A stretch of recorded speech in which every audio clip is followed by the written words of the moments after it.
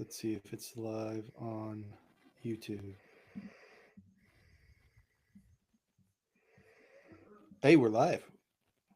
We are? We're here. My video looks Oh, terrible. yeah. Yeah. Wait. What? Okay, I don't I'm know gonna why my exit. I'm gonna exit it. I'm exiting it out of it because the feedback and all that, but that was funny. Okay, yeah. I don't know why my Wi-Fi is so crappy though. It's okay. It's okay. All right. All right, we're live, guys. We're live. All right. So that was a whole thing. But we're here and we're live on YouTube. Welcome to the Movie Minutemen podcast. So how the thing is going to work, right? We're gonna do this, and so on the live stream, go ahead and toss your questions in the chat. If you have any comments or concerns, we will answer them at the end of the episode. If you guys have any questions, so go ahead and throw those in the chat here, and we will get that done. But we're gonna start like we're gonna be doing the podcast, so you're gonna get a look-see behind the scenes. So we're gonna do the intro and everything that we normally do on the podcast. All right, does that make sense for everyone? Awesome. So here we go. You ready, Wesley? Yes, I am. All right. Hello, everyone, and welcome to the Movie Minutemen podcast, the first one that we're doing live on YouTube. So, go follow the channel on YouTube at the Movie Minutemen podcast so you can watch all our live streams from here on out. My name is Andrew. And my name's Wesley. And we're here and we're back and you're getting 2 in 1 month. That's crazy, guys. I'm not sure if that's ever crazy. happened. I'm honestly not sure for a year, probably. Not for a year. Yeah. but we're here and we're excited to continue the MCU rewatch. But before we do that, I've got some fun news about merchandise. Last episode we talked about Annulax batteries, Harbulary and batteries. The Harbulary batteries that are kind of a funny running joke in Guardians of the Galaxy 2, which was our last episode. As of right now, on the website, we have Harbulary battery merchandise, which is a lot of fun and a lot of I put a lot of work into it. It is styled in the same way as like the 20 or the 1980s 1980 Energizer battery logo looks like. And so it's very simple, it's very fun. But there's a whole collection. We got a t-shirt, we got a hoodie, we've got a hat, and we got a mug. I'm actually I really like the mug, and I'm kind of biased because it's the way I made it. Wait, I gotta see the so mug. yeah, if you go I gotta wait, let me if go you to the go mug. to the movieminutemen.com, you can check it out. It's a lot of it took a lot of work trying to find the logo and everything and make it look semi like it. So yeah, if you guys go over there, support it, just look at it, even if you don't want to do all the mug is fresh, anything. Guys. The mug is fresh. I would definitely recommend getting the mug. I might get a mug for myself. Okay, guys. Like that's what I'm saying, dude. Like the white with the yellow. Yeah. Hey guys, seriously, I would highly recommend going and even just looking at it. You don't even need to, you don't even need to. You don't even need to buy anything. Just if if you want to go over there and support the podcast. Harbulary battery merch out now. Yeah, it's a lot of fun, and it's just freaking sweet. So go over there and check it out. And I forgot to mention this. We right now have a for those of you guys on the live stream checking us out. It will be gone soon, but we have a discount code for you guys. The discount code is livestream10 to get $10 off and a whole order of $25 or more. It won't be there long, so go ahead and use it. Get yourself some Harbulary battery merchandise, and thank you guys for being on the live stream. Thanks, guys. The code will be live for about 2 days, so go get it while you can. And now that that's out of the way, Wesley, how are you doing? I am doing quite dandy today. I finished homework for the week, my second week of school. So, nice. On a Thursday, let's go. Yeah, you're 21 now. Yeah, I'm 21 now, guys. So I'm an Have your knees started hurting yet? My back, my back, my back, bro. Like that started like a few weeks into 20, bro. Like that. That's funny. It was like a sickness came over me, and then it was all from there. Things started happening. That is unfortunate. Yeah. I understand. Yeah. But I've been hanging in there, as you know.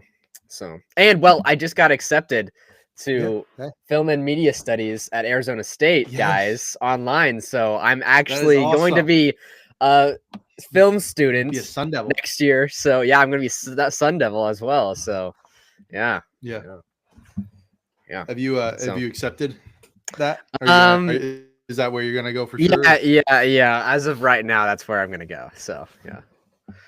Nice. So online, I'm not going to Arizona, guys. I'm not going to Arizona, but yeah. So that's awesome. Yeah. How are you doing, Andrew? I am good. I've been better. Ohio State won the national championship, so I was a Michigan fan. Breaks my heart a same. Little bit, but, same. So I can't stand Ohio State, but I was not as angry as I thought I would be, which is good. But I don't like to be, angry. So, but I'm doing good. I'm doing good. Nothing quite as exciting as you, not turning 21, not getting accepted into college, but I'm doing well. And but we are talking Spider-Man Homecoming. We've only got two more movies before Infinity War, or one more movie in the MCU rewatch before Infinity War. Well, we got Black Panther. And I think that's the last one. Wow, that's crazy. We got two bangers coming up. That's crazy. Nutty. Yeah. Wow. Yeah, so stay tuned for all that stuff, guys, because we've got some good ones coming down the pipe. But Spider-Man Homecoming to talk about. So as we always do, Wesley, kick us off with your memories of the film. Yeah. So this is another Marvel film that kind of flew under my radar. This came out in 2017. I was in junior high at the current moment. I grew up with the other Spider-Man movies with Mr. Garfield and Tobey Maguire. Yeah. But I loved all of those. But I wasn't allowed to watch this one in junior high when it came out. So I eventually watched it though about 3 years ago for the first time. I think it was in 2022. I'm pretty sure. It was definitely after COVID. And it was late.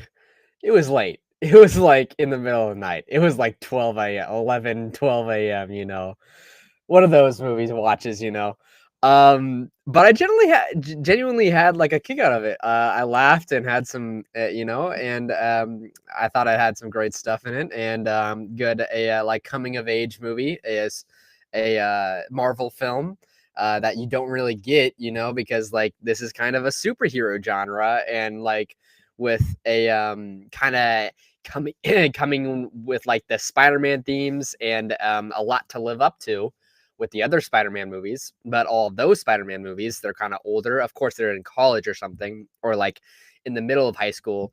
Well, of course, like a well, Tobey Maguire, I guess he's in high school too, and of course this one's in high school too. Anyways, but I definitely enjoyed my first watch. This is only the second time I've seen it. So I thought that was interesting to note as well. And I would definitely say this is a kind of a middle of the pack movie, like Marvel film for me, but I still enjoy it, you know. And I thought there were some great performances as well. And yeah, I thought it was pretty solid. Yeah. Wow. This is so we have kind of similar but kind of different stories with this movie. Like you, I don't think I watched it when it first came out. I think I don't remember actually the first time I watched this movie, but I do remember a specific time I've watched it, and I've watched it a lot compared to you. But I do remember, I think it was after the second one came out, after Far From Home came out. And I think me and my sister had just gone to see it in the theater, the second one. And then we came back and we watched the first one right away. I believe that happened. I could be wrong, but I think that happened. And, you know, this movie is always a good time, right? It's a good feel movie with a little bit of danger sprinkled through, which I really like. But and this was a movie. Remember, going back to memories, this was a movie that I distinctly remember hearing that we were getting because after Civil War, right?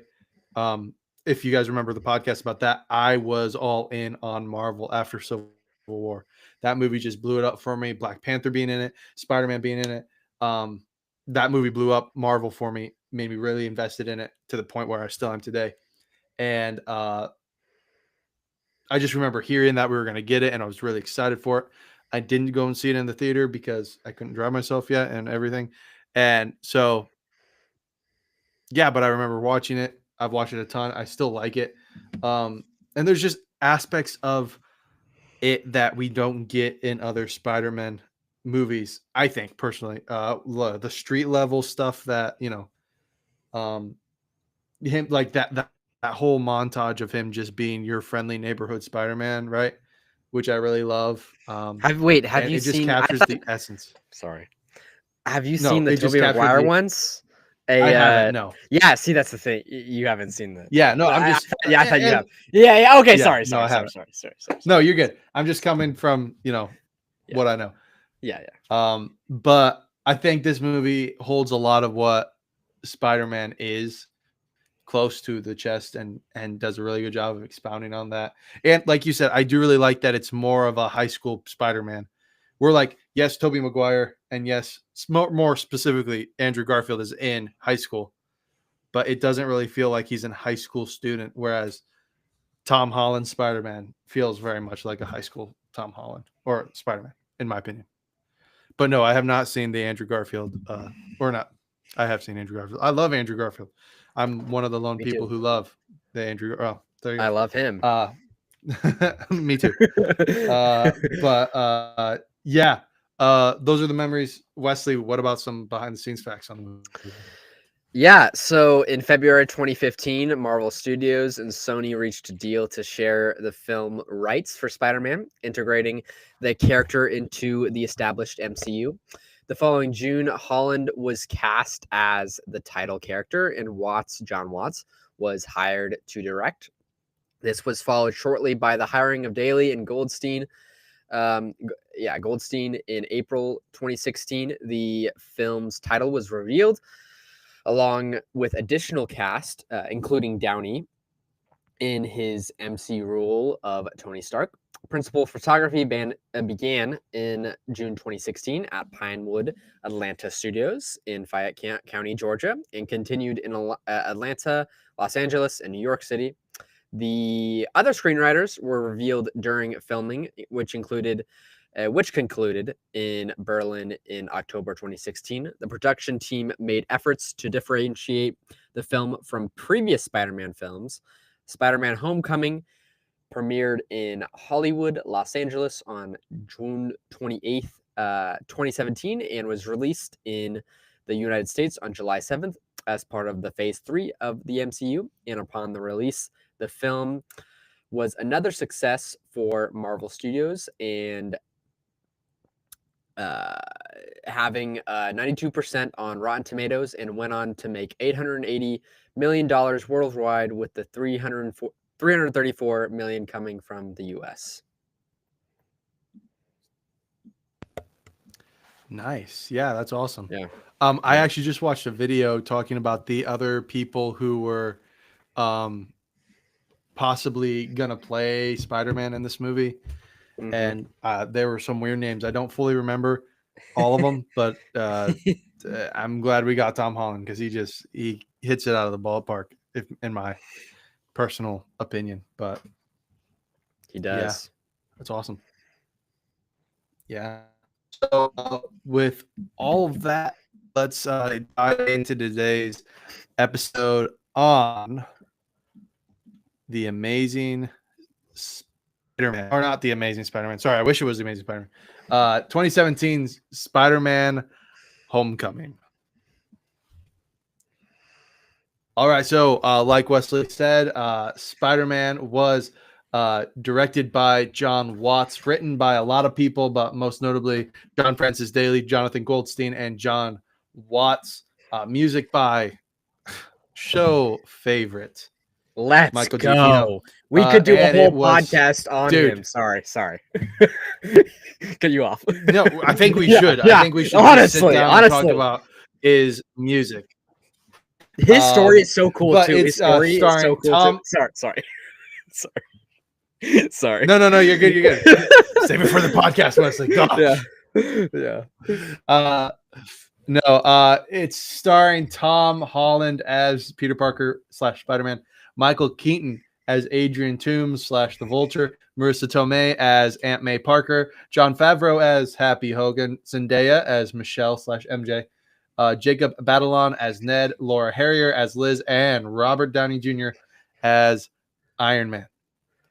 Also starring, and this is a big list of people, Donald Glover, Gwyneth Paltrow, Tony Revolori, Raheem Woodbine, Hannibal Buress, Kenneth Cho, and Gory Rice, Martin Starr, Jennifer Connelly, Michael Chernus, Logan Marshall Green, and Michael Mando. Nice. So that's a lot of people. Yeah. Cast thoughts. When I think of this cast, I think of the meme where they're all in the pool, and I don't know if it's Jacob Batalon or Tom Holland doing a dunk or something, and then they all freak out or something like that. That's a hilarious meme. I don't know if anybody's seen it, but I always think of that. But like these guys, like these younger guys, like him, Jacob Batalon, this is like Jacob. I think this was like Jacob's, maybe his first like major role. I'm not really sure, but I think this is what got him on the map, I think. Oh yeah, not sure, but of course, like him, Zendaya, Tom Holland, like Tom, didn't have that much, acting, and of course Zendaya had a background, but the younger actors, definitely got them on the map here. And then I also had two behind the scenes facts that was one was really interesting about the cast here. If I can find it here. So Iron Man's computer system Jarvis is voiced by Paul Bettany, and we all know that, who plays Vision. Yep. But Spider-Man's suit has its own computer voice, Karen, as we know, as we hear from this movie, and it's voiced by Jennifer Connelly, and these two voices are married. So that's a fun fact, everybody. So I did not know that. So really. Yeah, they're married. Paul Bettany's married to Jennifer Connelly? Yeah. Wow. Yeah. Fun fact. That's crazy. Fun fact. I honestly did not know that. That's crazy. Another fun fact here. Wild. The principal Morita, Marita, or I don't know, the principal of Peter's school, may look familiar. He's played by Kenneth Choi, who's also played Jim Morta in Captain America: The First Avenger, but this wasn't like some double casting. It's just the principal was a descendant of Jim, so But another fun fact there. Yeah. That's a love that Marvel fact as well. I love Yeah, I love that they did that. Like it was on purpose, and it wasn't just, oh, let's bring this guy back because he was good in a different role. It was a purposeful casting choice. Yeah. Something I will point out. I'm going to point out this a little bit here, or not a little bit, but quite a bit, but not a lot, just a little bit. I don't know. But I loved, like, Michael Keaton kind of steals the movie for me. I think his job as Vulture, and not right at the beginning, but as it goes on and as he becomes more of the bad guy, I think he does a really good job, and I really, really, really, I found myself really, really liking him as Adrian Toomes, but that was just me. I love. I wish there was more happy. Sorry, I was gonna talk about someone as well. No, go ahead. I was gonna talk about Happy Hogan. I wish there was more Happy Hogan, but from what we got, I thought he was great in this movie, especially at the beginning and then the end as well. Of course, there's more in the second movie, and the follow up. A lot more. And then Jacob Batalon, I already kind of talked about him, just mentioned him, but I thought he was great as Peter Parker's best friend, and introducing these characters that that's not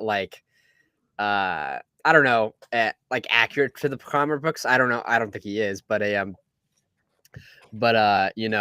still great anyway. It's not like he was bad or anything like that. So I thought he did a terrific job as that comedic side character. So yeah, the man in the chair. There is talking about I can't remember what run it is, but I read it a while back. By a while, I mean like probably 8-9 years ago. There is a run where he has a friend, and I don't know if his name is Ned, but that shot that they get of him with the Death Star sitting at the bottom of Peter's bed and him just like dropping it when Spider-Man comes into the room, that is taken from that comic. Because I remember seeing it. I don't know what it is. It might be like the Ultimate Spider-Man or like some kind of run like that, but it is in the comics somewhere. Okay. So I don't know if his name is Ned, but he's there. There's something like that in there. So okay, so in the comics, there is a Ned, and he's a love interest to Mary Jane. So what is going on here, brother? Yeah, Mary Jane. Sorry, I'm having some Wi-Fi issues here. Oof. Sorry, what were you saying? I'm having some Wi-Fi issues. Yeah. He's a Ned is a comic. Well, what am I saying? Yes, he's a comic book character, but he is Mary Jane's boyfriend in the comics, or a run or something like that. So. Oh, interesting. Yeah. I wonder if that's gonna tie into the next scenes, like the next movie as we go, because Peter's now gone out of the question. Maybe. Like, maybe MJ's gonna go after that would be Ned. that would be kind of weird. I don't know. It would be. It would be weird. But are you ready to get into the movie? Yes, I am. All right, let's do this. So we open with the Marvel, No, we don't. ticker thing. Oh wait, we do. I'm I pretty thought it sure was we do. this. I thought it was the Sony Pictures logo and then the Columbia Pictures Yeah, logo. you're right. You're right. And then the Marvel is halfway. The Marvel is like halfway, like a few minutes into it. So You're right. You're right. yeah, You're right. yeah. We get the Sorry. Sony. Yeah, Sony first. Come on, why isn't Marvel first? Come on. Save the best for last, Yeah, I guess so. But and they are, because if you look at the movies that Sony's put out recently with the Spider-Verse or the Villain-verse, whatever they're calling it. Oh, crap. the Venom. Yeah, the Venom movie was disgusting. But so I don't know what comes first, whether it's Sony or Marvel or what have you. But we open in 2012 following the Battle of New York, which we all know from Avengers, all that stuff. And we meet Adrian Toomes and his salvage company, who have been contracted to clean up the city after the war between the Chitauri and the Avengers. But Department of Damage Control shows up and takes over their job. There's a semi-fight. They argue between Toomes and the Department of Damage Control head, Anne-Marie Hogue. But ultimately, DODC wins. And we find out later that Tony Stark and the DODC have merged, or not merged, but they're working together to clean this up. And Toomes gets a little upset because he invested a large amount of money into it all. And he thinks that the people who made the mess are getting now paid to clean up the mess, which they kind of are. but so he gets mad and persuades his employees to help him keep the Chitauri technology and begin to sell advanced weapons. And yeah, that's the opening. And then maybe we do get the Marvel ticker here. No, I don't know. No, I'm not sure. But no, let's talk about because this before it goes to like 8 years later, and then like they're making stuff. Which, guys, let's sit and talk about this right here, okay? Yeah. 8 years after the Battle of New York would put this movie in 2020. 2020. Which it's not. Which is not. And that's why they had a writer problem in this movie. They had like a bunch of writers. There's a bunch of writers on this movie. Yeah. They've retconned this, obviously, and said, no, it's all in 2016, right, when the movie came out. It's all, it's not 8 years in the future. But, because 8 years would have put it in 2020. Not true. What if it was an editor's mistake? And I was joking. I don't know. Maybe it was. Probably not. Hey, I don't know. But, do you have a behind-the-scenes fact there that you want to drop in? I do. Here, I did have go one ahead. about the writers in Sorry, particular. I caught that, and I was I've just got to bring some light to that. So the credited screenwriters for the movie are almost as long of a list as the main cast. That's the headline. A whopping 6 different people got a writing credit for the movie. Of course, there's two writing teams, but one of those teams, the 2 people I said, Goldstein and Francis, but there are 6 people on the writing team. 6 people? That's crazy. And that's probably, I don't know, part of the reason why. But I remember hearing about that too, the 8 years later, like all that stuff, I heard about that stuff. Yeah. Controversy and stuff, not controversy, but like the stuff about that. But back to the scene though. Back to the scene. I like a of course we open up and we just see 2 guys looking at this Avengers coloring, it's what's happening here, why? And I thought that was pretty cool. And then I there was this the overarching shot of Stark Tower, and we have not seen Stark Tower since Avengers either. I'm pretty sure. So it was nice to see. saw it Oh, in yeah, Age of Age of Ultron. Ultron. There Yeah, was yeah. What am I saying? Yep. yeah. Yeah. Yeah. Yeah. Uh Yeah. but since then, no, because in at the end of Age of Ultron, they moved to the mansion, which then just Yeah. gets Destroyed. it totally disappears. But Yes. Yes. yeah, so But yeah, I liked that overarching shot showing off, the like kind of destructed like area of the city and then like the tower right there. And you kind of get introduced to Toomes here. Um he's kind of like the thought that came into my mind. I feel like he's a guy, like a Midwest guy who shouldn't be in the big city, like like I don't know, like he doesn't seem like a guy who would live in the city. He's like he's not redneck, but like, like he's, I don't know, he's like a tough dude, you know. I don't know. He's just and he's defending his workers, and I don't know. I just thought just came into my yeah. mind at the end of the movie there. I'm like, yeah. Get what I mean? No, that's a fair vibe there, and I don't disagree. He does feel kind of out of place here, which is Yeah. interesting. Yeah. Yeah, you're right.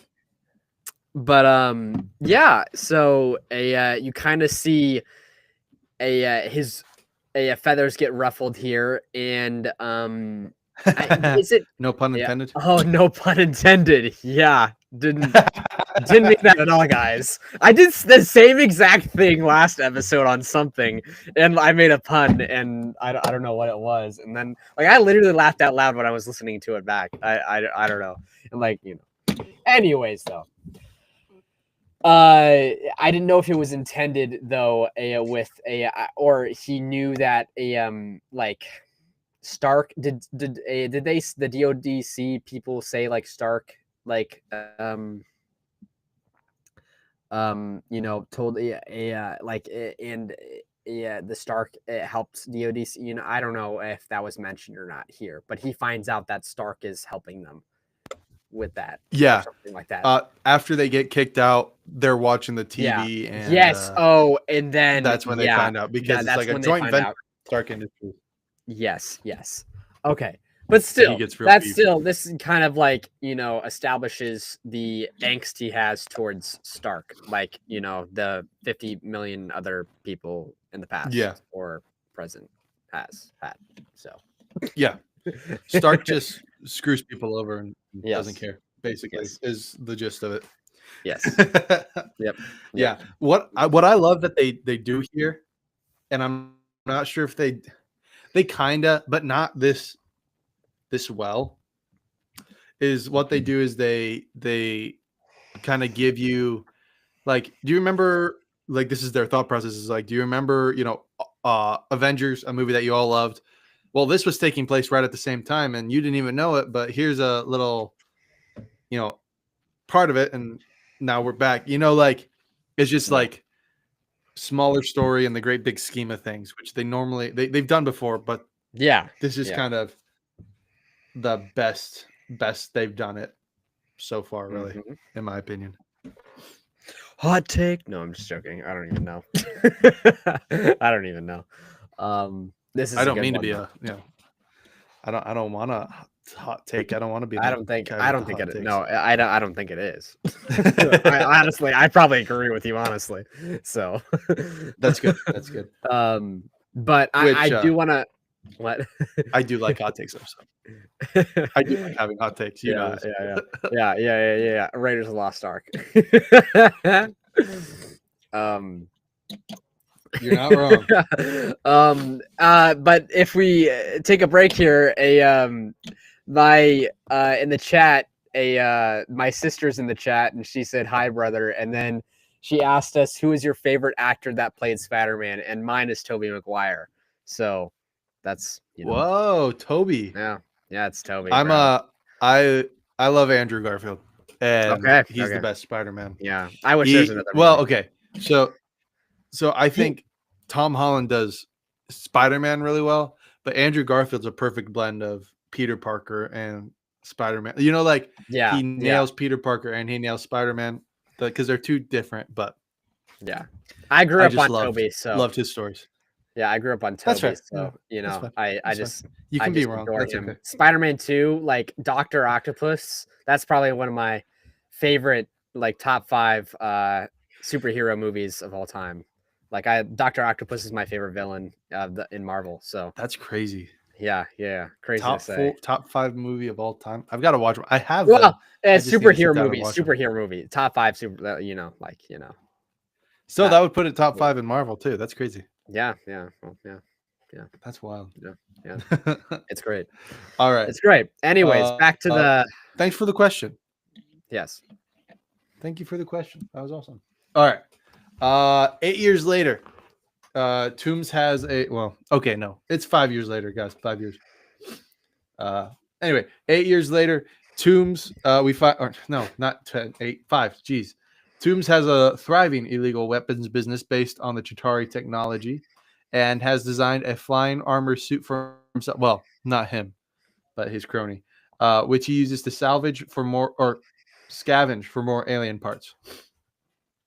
And we get a nice home video of Peter's showing his history, or not his history, his adventure in Germany Blog. to help help Tony in the Civil War between him and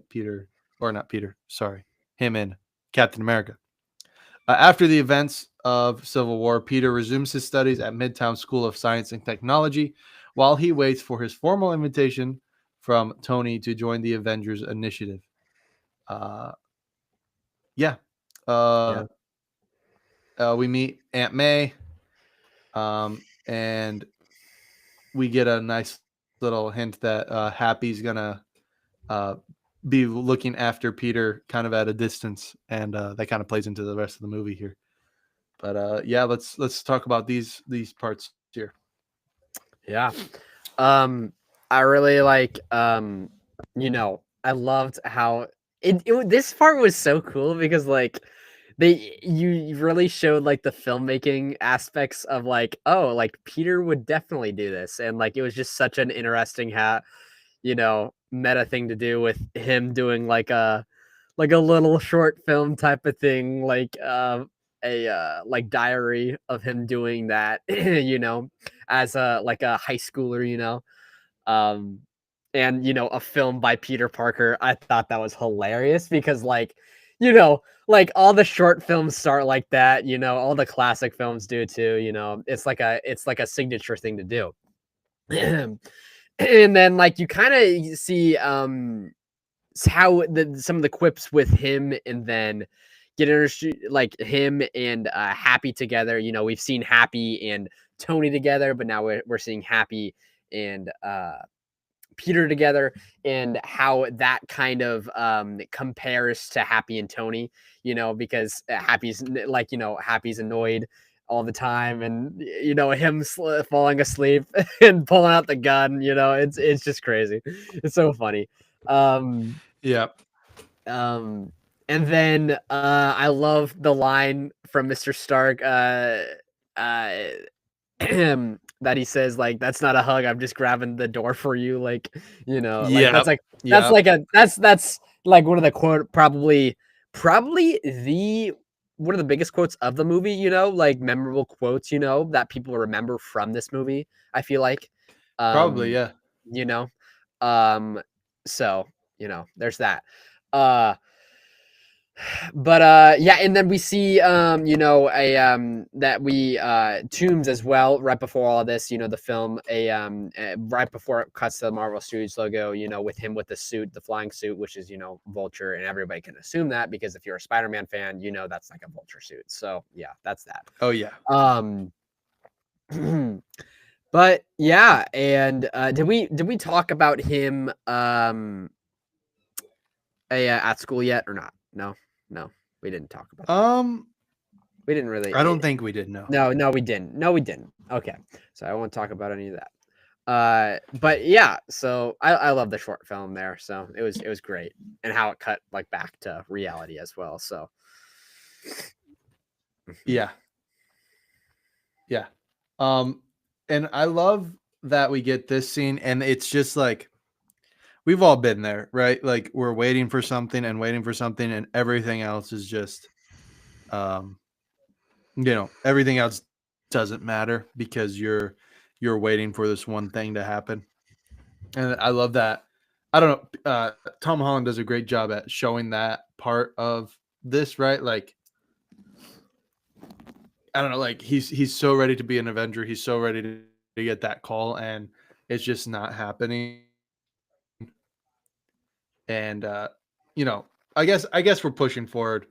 I'm kind of pushing forward there, but it's just so funny, and we see how excited he was to be, part of the Avengers and everything. But real quick, there's another continuity mistake here. So in the short film, we see that classic underoos, and then Spider-Man flips and steals the shield. And on the in the movie Spider-Man Homecoming, he says, "Hey everybody." But in the That is true. in Civil War, that's not what he says. He says something more like, I should have looked it up to know, but he was like, "Hey, hi, hey everybody, Captain America, big fan." Like it's not exactly right. And there's I don't want to say there's a lot of that, but there is a bit of continuity to the greater MCU that we don't see because it's not here. And so that is a problem that I've noticed. But yeah.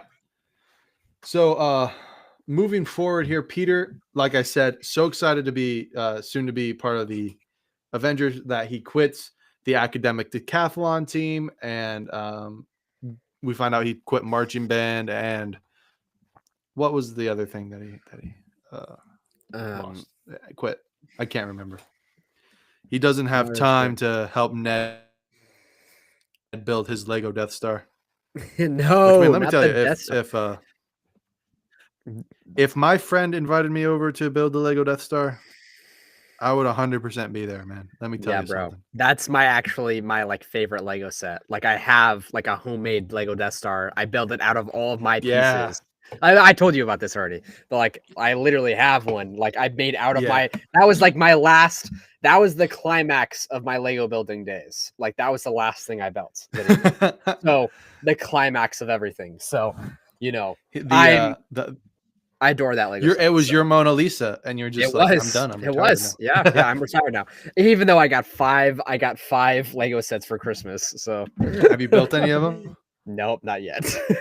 Dude, I'm saving them for this spring semester, and I realized how I'm getting deja vu here because we literally talked about this on the last podcast too. I think we did, yeah. Yeah, we literally did. This is a little so funny. bit.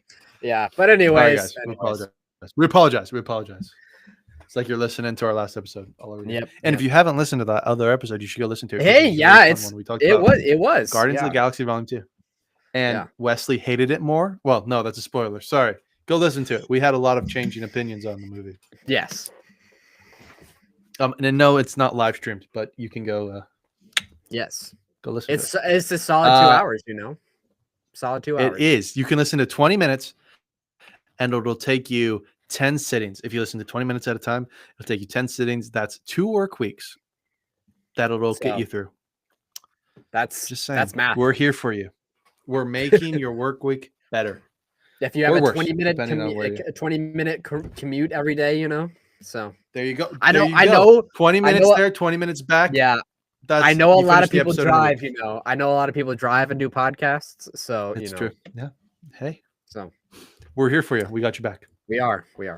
If you love Marvel, if you love movies, if you love me and Wesley, our sultry voices, or turn it on when you're trying to go to sleep. We can put you to sleep real quick. Yeah, we can. I've actually fallen asleep listening to one of our podcasts before. So let's go.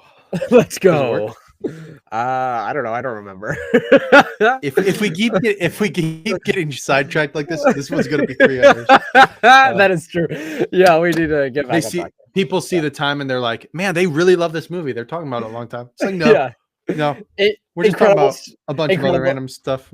Incredibles 2.0. Wait, that's saved for Incredibles 2. Yeah, true. That's what that should be saved for, right? Like, 3-hour podcast for Incredibles guys, 2. 3-hour trash fest on one of the worst movies ever created. Anyway, Facts. hot take maybe. I don't know. A lot of people like that movie. No, actually, some people don't like that movie. So, but anyways, Spider-Man: Homecoming, the episode that you or the movie you came to listen to us talk about. Yes. But we're not.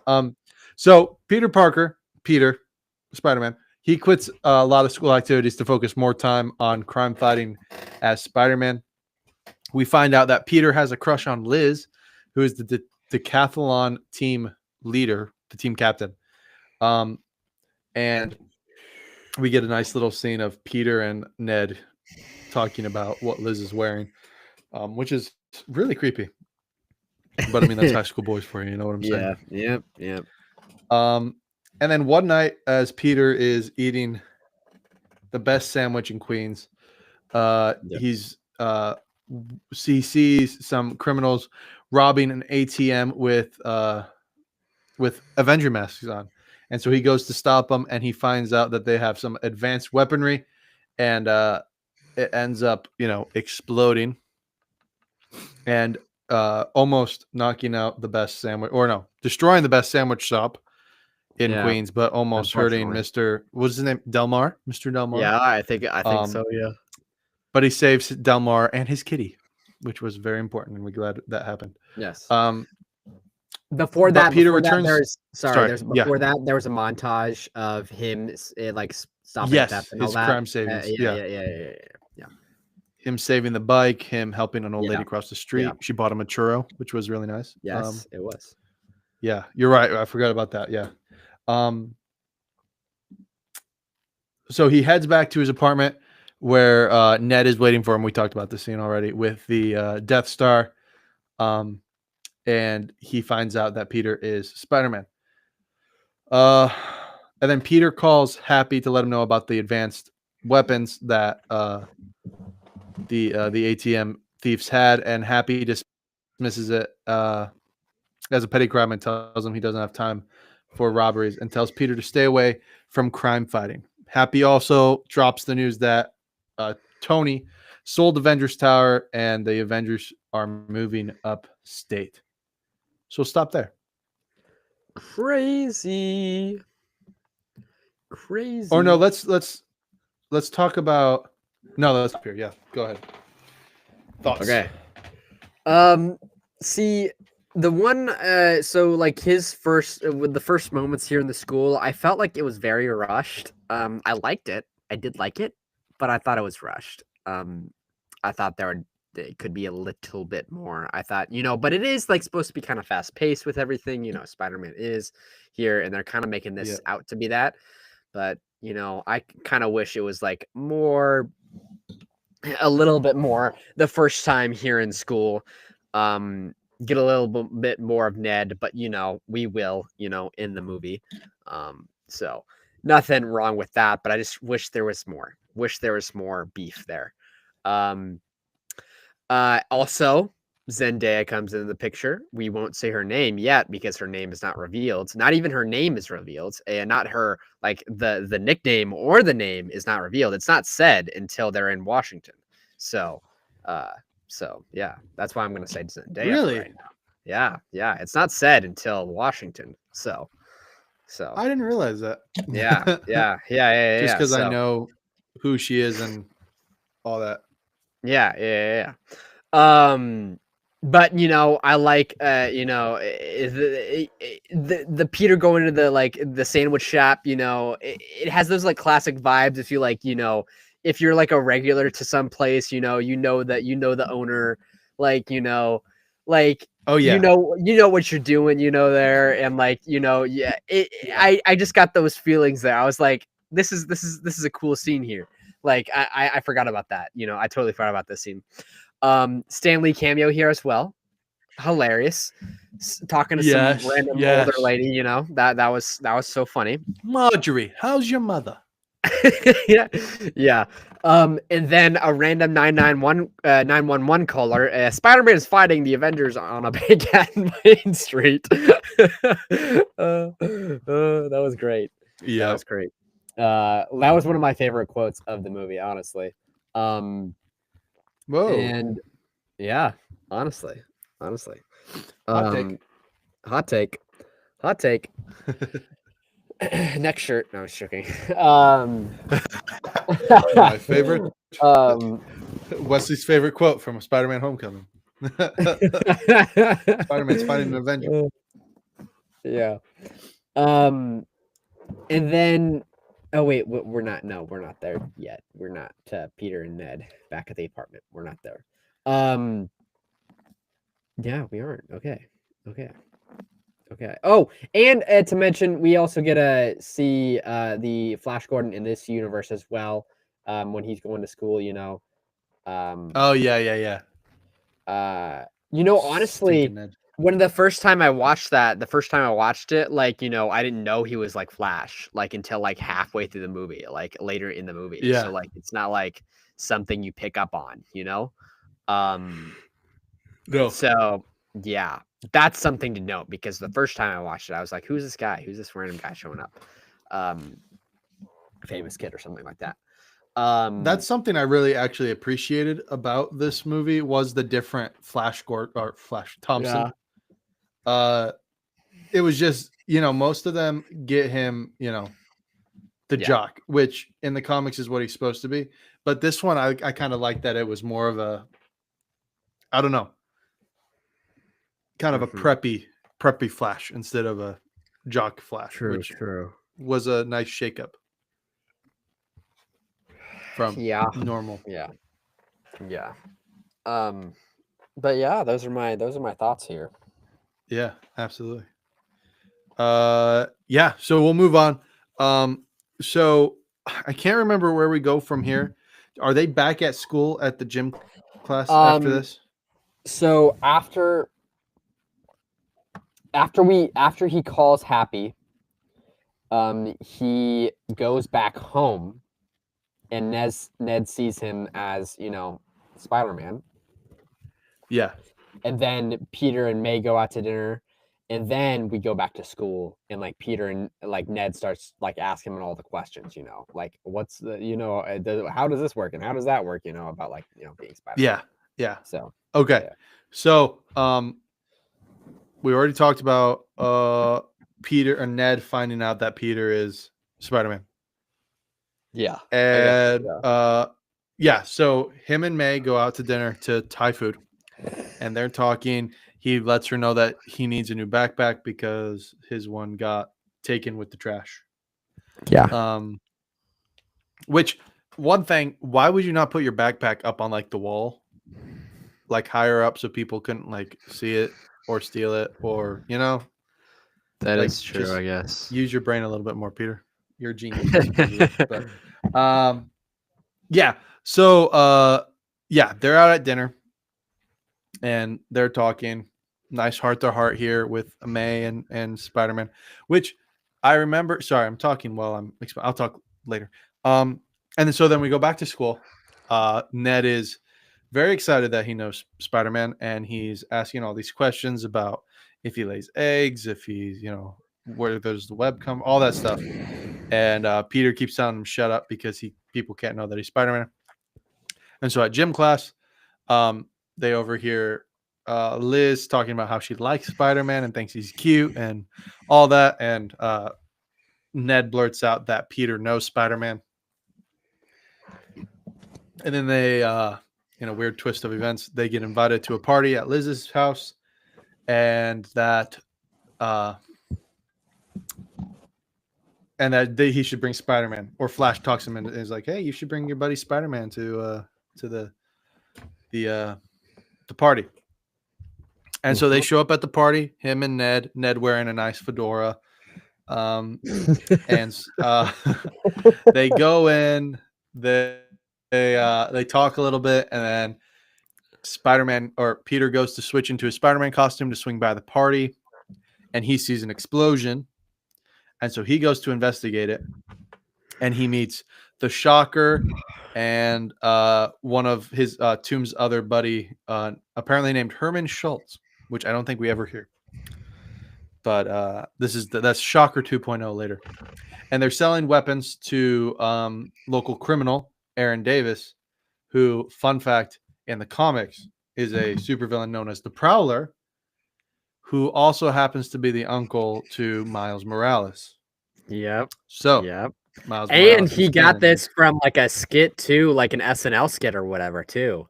A Glover or something like that as well. There's Glover like a got the whole, role. yeah. There's a whole backstory with this. Like it's an expansive backstory. There's a whole video essay I watched on YouTube and stuff like that with him. Talking about It's crazy. Not him talking about it, but like just all the stuff because like when Spider-Verse came out, the second one, there was a big thing because he was in the second one. There was a big thing that happened. Anyways, wait, Glover was in the second Into the Spider-Verse movie as Yeah. the Prowler, yeah, or as his uncle. yeah. Interesting. Yeah. In And live his dad action. is. In live action. See, I haven't seen those movies, and I need to. Oh my I own the gosh, first bro. one. Oh I my just haven't sat gosh. down and watched it. Those Maybe are that's what some I'll of be the doing best tomorrow. those are some of the best animated movies I've like ever That's what seen, I've heard. bro. That's what I've heard. Like Um, my favorite movie of 2023. Like it was insane. that's crazy. The second one was. And oh my gosh, the best opening. One of the best openings I've ever seen too. Sorry. It had something to do being with being a drummer and stuff like that. And Gwen is and okay. Anyways, sorry. Like Wesley really likes this movie, guys. can't wait to go. No, that's good. We should do those on the podcast, honestly. Like Oh, I'm sure we will get to. Yeah, I'm sure we'll get to him. Yeah. Okay, but yeah, Peter decides to, or Peter's phone goes off. The party. The criminals are alerted to it, and they, the Shocker and Schultz turn on Davis. And then Spider-Man jumps down, telling him to shoot at him if they're gonna shoot anyone. And they drive off, and Peter chases the Shocker and Schultz through the city, which is a great scene here. They call Toomes, or the Vulture. I'll just call him the Vulture. And he arrives and grabs Peter with his talons and lifts him up into the sky and drops him into a lake. And Peter nearly drowns because Tony put a parachute in his suit.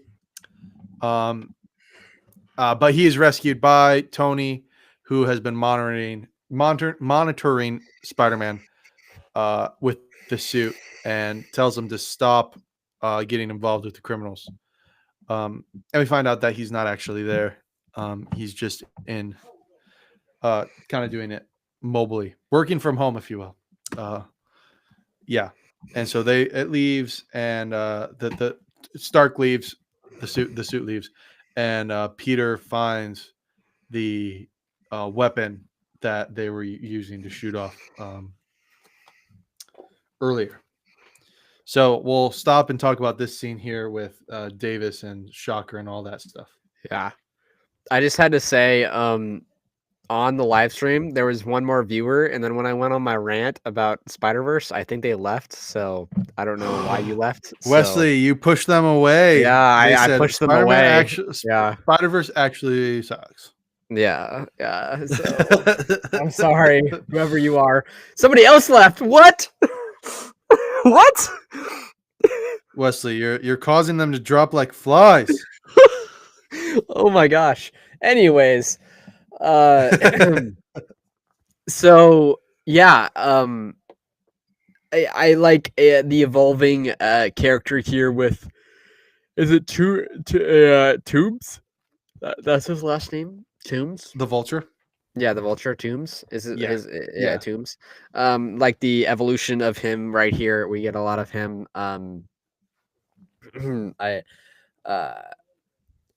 I like that. Oh, and to talk about the a little bit of the party stuff, like you get the classic stuff, like being peer pressured in like high school and all that. Here as well with a like Flash, making fun of Peter, and then he invites him to the party. Well, he doesn't get Oh, I am at the wrong part in my notes. What am I doing here? I So wrote we're so many. talking about the party, and no, Yes, we were the talking party. about Yes, the that's the first thing you started the talking gym about. part So there. like Yeah. the gym part. That's what I'm talking about. My notes are just scattered here. As you guys know, we take notes while we watch the movie. Sometimes like the spelling and all that, not the greatest. Yes. But we get a little bit more of the, we know that Peter likes Liz now, so that's like why he wants to go to the party. That's like the main reason why. And fun fact, I learned from my screenwriter friend a fun fact about writing. There always has to be like a why in the movie, like why is this happening and where is this going, and stuff like that. Like what is the character's driving force right now. Yeah. Anyways, and that's, I don't know why I went on that, but that's that. And then yeah, a Peter saves Davis and all that. And that this was a kind of a cool scene right here. Kind of finally get some action here. Well, we got some action earlier with the bank stuff. But like some real action here. And Stark coming in to save the day here with his drone suit. Kind of that fatherly mentor figure in Peter's life, Uncle Ben figure, I guess, as you could say in this movie. Yeah. As well. So and you kind of see how Stark thinks of Peter here. But we get more of that, in the next time he's here. Not like a lot, but like, yeah. So Yeah. yeah. Yeah. I thought probably one of my favorite. It's not the favorite. But one of my favorite scenes is this chase scene through the city, just because Yeah.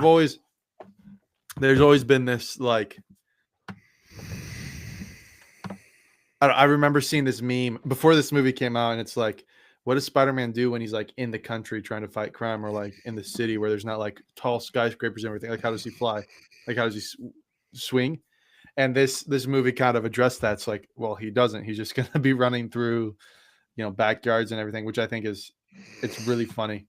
It's really well done.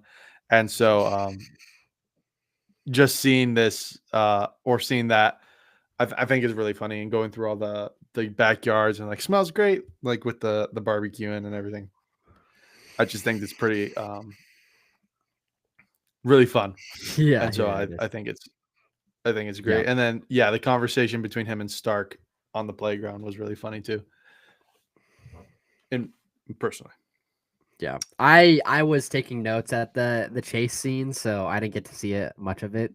So that's why I didn't talk about it a lot. So yeah. Oh, for shame, Wesley. For Yeah, I'm shame. sorry. I was trying to catch up in my notes, trying to write stuff down. So Yeah, yeah.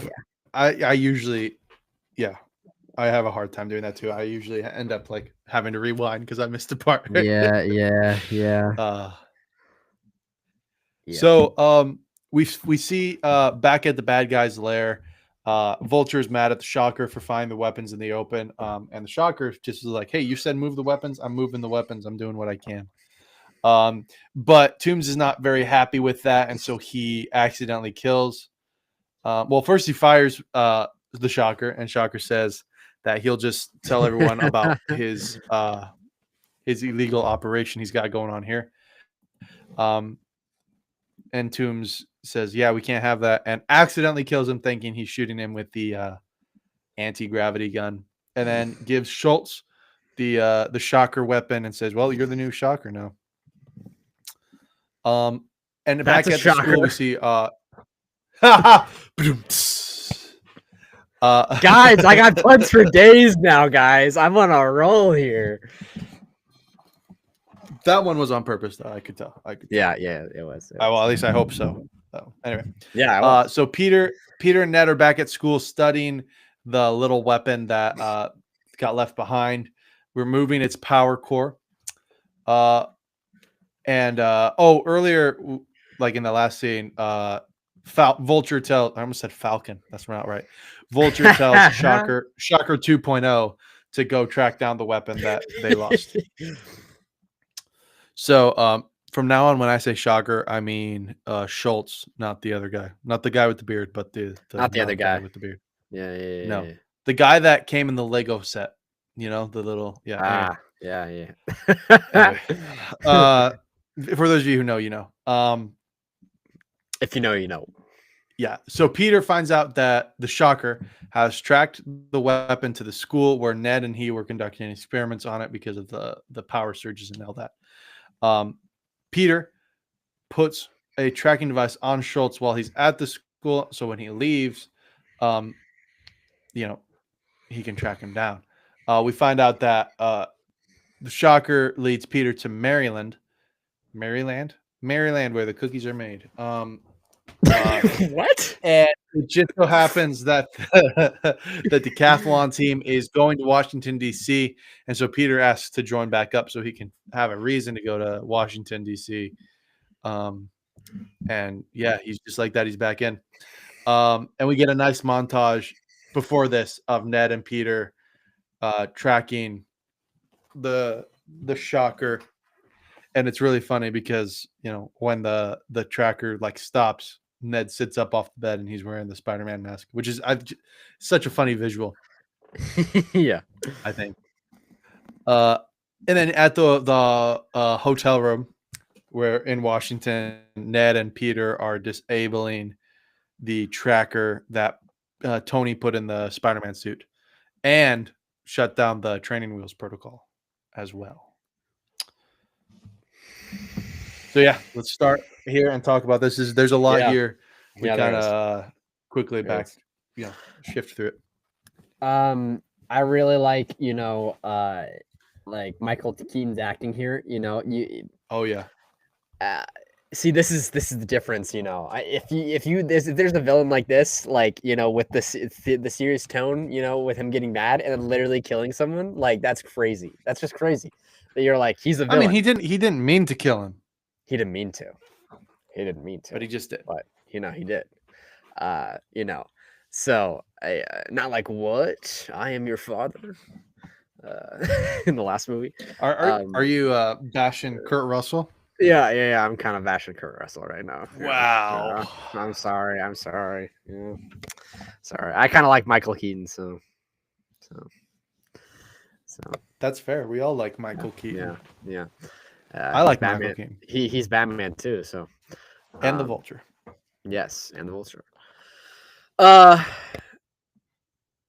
then I like the one part where Parker and Ned are like studying the weapon in like the one room, the workroom or whatever. Yep. And they put it in the drawer or whatever. that was hilarious. That was so funny. And then I always have like the one hallway scene right in my mind too, where they like they're in the hallway and the guys come down the hallway and then they like they rush the side, and then like Ned says hi to the one guy. Like that's always funny in my brain. Like I have that's one of the scenes that stand out for some odd reason, like of this movie, Yeah. Where Ned's just like looking around and then like kind of yeah. Yes. I mean, that's the best way to describe it, because he doesn't run, but he also doesn't walk. No. Yeah. I bet they did like a few different takes of that. I'm sure. But yeah. So and Happy calling. We get a Happy cameo here as well. He's like, why are you leaving like New York? And he's like, for the decathlon. He's like, oh, okay, like I don't care. Like I thought that was hilarious. I guess that seems legitimate. Yeah, I guess that seems legitimate. Yeah.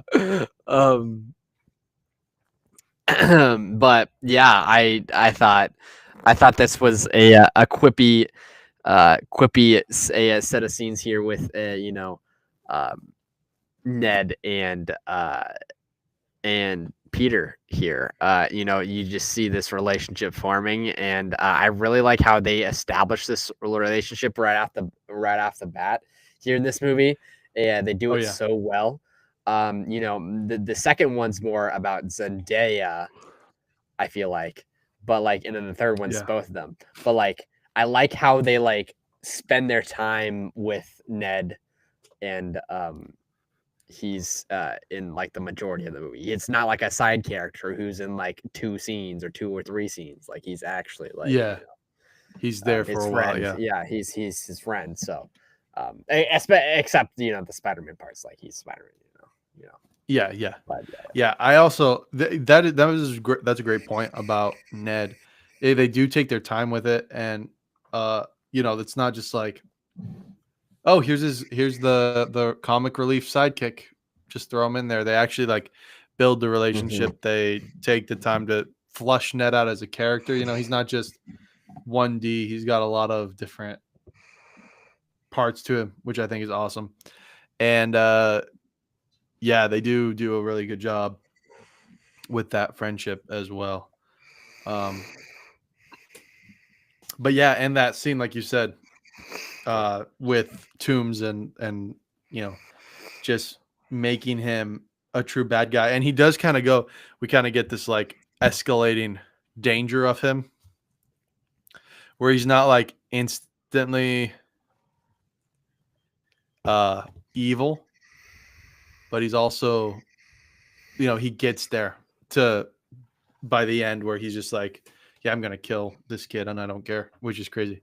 But yeah, Peter leaves in our next scene. Peter leaves his hotel room, is stopped by Liz, who is going for a rebellious swim in the pool. Apparently, I don't think they're supposed to be swimming. So rebellious. It's only a decathlon, like it's only like whatever. Come on, guys. Whatever. But yeah, and she invites him down, and he can't because he's got to go be a superhero, and so he leaves. Kind of is a creeper on top of the building and stares at her for a moment, and then leaves. He tracks down the Shocker along with the other guy who he has a name. I think he's the Tinkerer as well. And they're in a van at a gas station. Peter is talking to computer lady who he hasn't given her name yet. And she's kind of putting him through it with all the different web styles and everything. This is where we like get introduced to her, like yeah, primarily, Yep. Excuse me. Yeah. And then he notices that they're tracking a DODC truck. And Toomes shows up and steals the weapon, or tries to steal from them. Peter tries to stop him, and ends up getting stuck in the truck. And the truck drops him off at the DODC headquarters place. So yeah, he gets acquainted with Karen, that he's now calling his computer lady Karen, and then he tries to figure out how to get out. And then he finds out that the power core that they've been carrying around is a unstable Chitauri grenade. And during all this montage, we find out that the decathlon team has won and are like the smartest people in the whole world, apparently. And they go to the Washington Monument, where great celebration. Yeah, they go and to the Washington Monument, and as they put it through, Karen lets Peter know that the grenade won't be activated unless there's like some radiation that causes it to activate. And when she says that, we see Ned put his backpack through the X-ray machine, which then, that's what it's called, radiation. And so it blows up with all of them in the elevator. Peter gets out and runs his way to the Washington Monument, where Michelle is on the ground because she wasn't going to go up in something that the slaves helped build. And Peter has to, climb up the top of the Washington Monument, do some nice gymnastics, and avoid getting shot at by the police to save them. And he does. And yeah. So let's talk about that. Yeah. So I love I just love this sequence. It's very especially I'll get to the Washington sequence. But this kind of cool sequence here with all the Spider-Man aspects here coming into play with a kind of like a newer version. We have like the classic Spider-Man, like with Andrew Garfield and Toby. They had like different ways of like testing out their suits and like and all that. But like this is more like high tech and into the new age here with a like kind of like Iron Man-ish type of very suit, but Starky. not Starky. Yeah, very Starky. With having Karen, I love the name. Love the name here. Oh yeah. Great name. Tell him all these interesting facts about the suit and helping him along the way, spying on the guys at the gas station. And then I love how he gets trapped in there as well. And like they have the one quip there of him like only being in there for 37 minutes, and you think it's like 5 hours, or like the morning already, but he was only there for like only a half an hour. Crazy. I wouldn't last a long time in there either. I love that. that was great. And then and this is where after the decathlon team wins, this is where we hear the teacher say talking to her, and he says Michelle, so we hear her name's Michelle, so there's that. And this is this is my favorite sequence kind of the movie. Like, I don't want to say that, but like I love how like fast paced it is. Peter rushing back to Washington, and running through Washington, trying to get back to his friends, and just the whole sequence is so I just love it because it's so fast paced, and you just I love sequences like this, and especially in Spider-Man movies, it's just great. I feel like these are some of my favorite ones. Like I'm thinking of a specific sequence in Spider-Man 2 where he stops a train, and I'm thinking of that because that's so fast paced as well. Oh, yeah. But anyways though, I thought this was great with the whole elevator sequence and it going down, and then Peter saving all of his friends, and of course Liz. The cinematography was great, and the visual effects as well. Getting in, but you really felt this scene, taking place. I guess so. Yeah. Yeah, absolutely. Yeah, I think this is probably some of the best scenes. Again, not my favorite anywhere in here, but I love the scene where he's talking to Karen, trapped in the DODC, like you said. I think it's just so funny.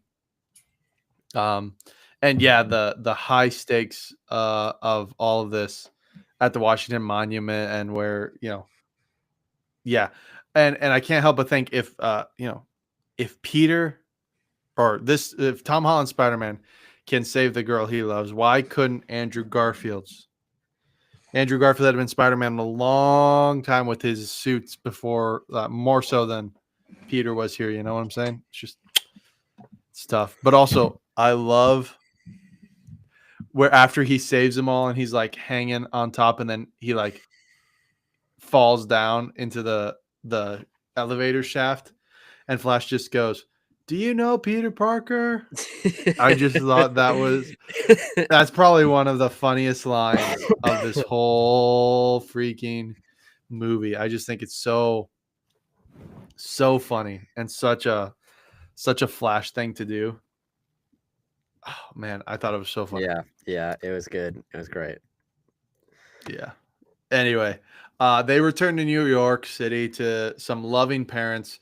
We see Liz's mom there. We see Aunt May there, and yeah, Peter goes back uh, to his home and immediately starts trying to figure out if he can find those three guys in the woods that he tried to stop them, or that he tried to stop.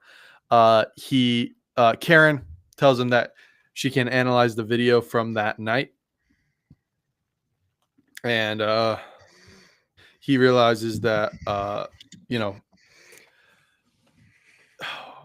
Tony's been recording everything. It's called the baby monitor protocol, and Peter's not too amused.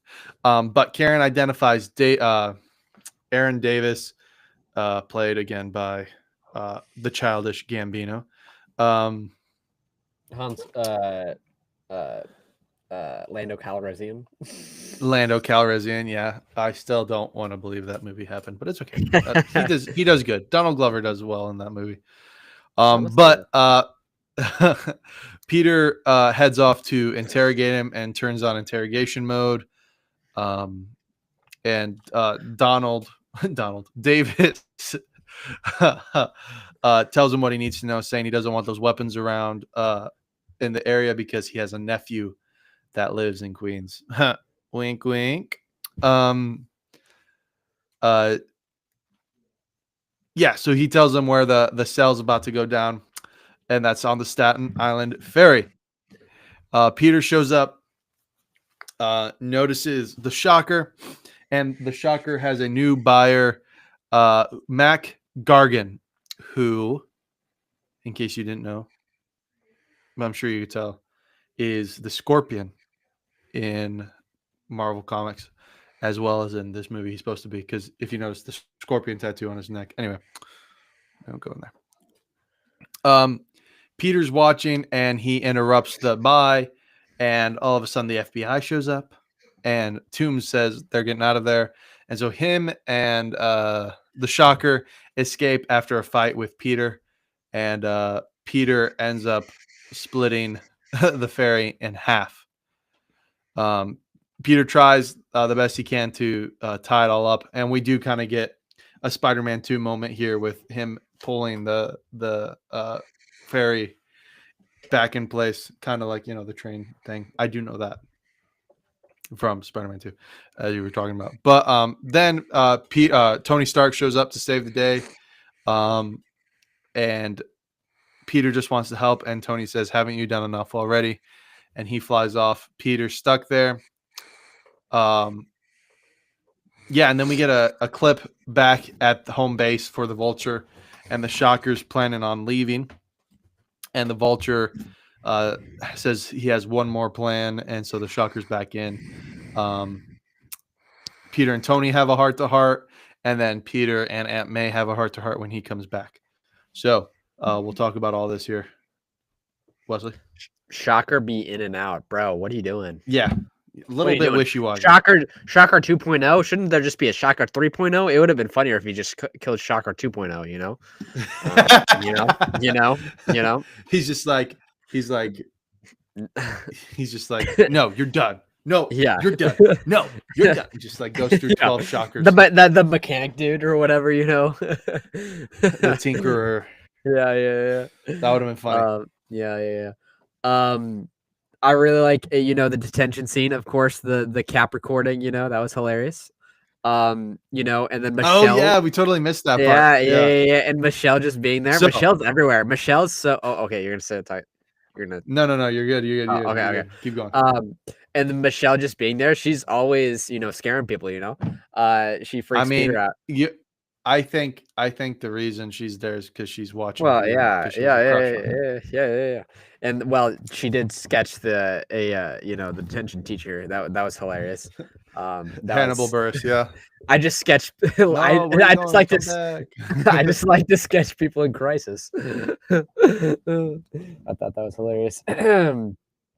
But the deep voice in the confrontation for interrogation mode. The interrogation that was good. That was that was a good play, like to do that, that would, of course, that would get a few laughs too for the audience, Oh yeah, audience. for sure.